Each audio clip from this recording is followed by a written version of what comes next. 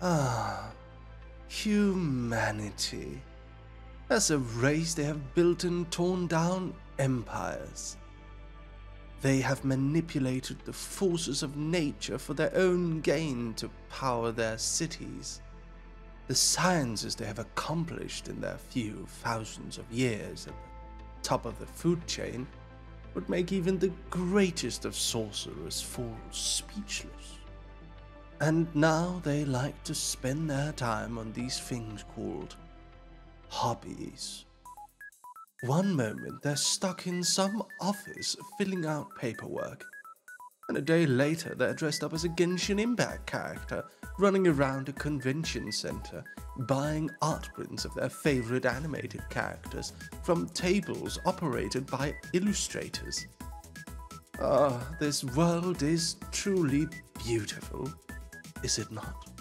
So there I was amidst these humans in the great city of Singapore at Anime Festival Asia, one of these conventions.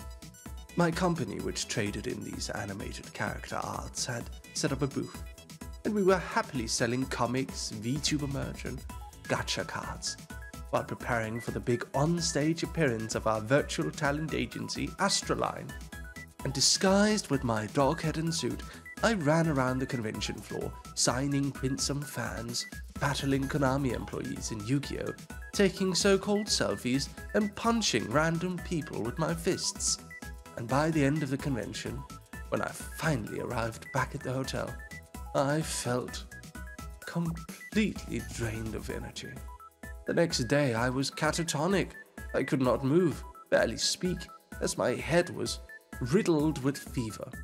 My employees had driven me to the doctor, who gave me an injection and a piece of paper that gave me permission to purchase medicine to cure my ails, for which we were promptly charged $500. As the days passed, my fever had fallen, but now I was coughing so much I could barely breathe. So I spent the entire time during my stay in a hotel bubble bath, breathing in the steamy air, which allowed me to breathe more easily. And it was amidst this steam, with my fever-addled mind, that I thought back to the start of it all. How indeed did I become a dogman VTuber who wrote comic books featuring attractive 2D characters that people would retweet on Twitter? It all started many years ago, when I was at an anime convention, much alike the one I had been at in Singapore. For the first time, I was surrounded by people who shared my passion for anime and manga.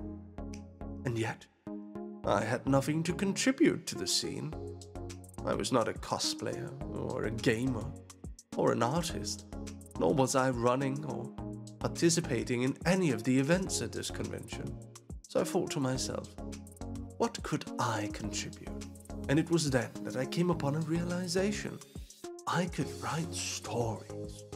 I'd written them before, and usually people liked them, so why don't I write manga? Well, I couldn't draw for one, so my mind came up with the easiest and fastest solution to the problem. I should simply go and ask someone sitting at the artist table. They can draw, I can write. It felt so simple to me. So I approached an artist who had a good art style who was selling their manga, and I said, "Hello, your art is great. Do you want to draw my manga script?" "No," they said. After all, why would they? They were already doing their own manga. Why draw this teenager's manga when they can do it on their own? And frankly, I hadn't even written anything of note anyway. I didn't even have any money to pay them. It would be ridiculous of them to say yes. So I accepted my defeat. I then took one step left and asked the guy sitting next to her, "Hello, your art is great. Do you want to draw my manga script?" I asked them. The guy looked at me. He said, Sure, maybe someday. Definitely just trying to be polite and avoid confrontation of a direct refusal. So I smiled, took his business card, and started sending him scripts for the next 9 months until he finally said, "Yes, okay, I'll draw one." So we started making a comic together. Unfortunately, the only manga publisher in all of Denmark went bankrupt right before the magazine issue we were supposed to be published in.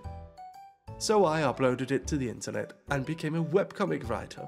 10 years later, I run a comic studio, and the artist who said yes to me back then, Joachim Waller, is still working with me today.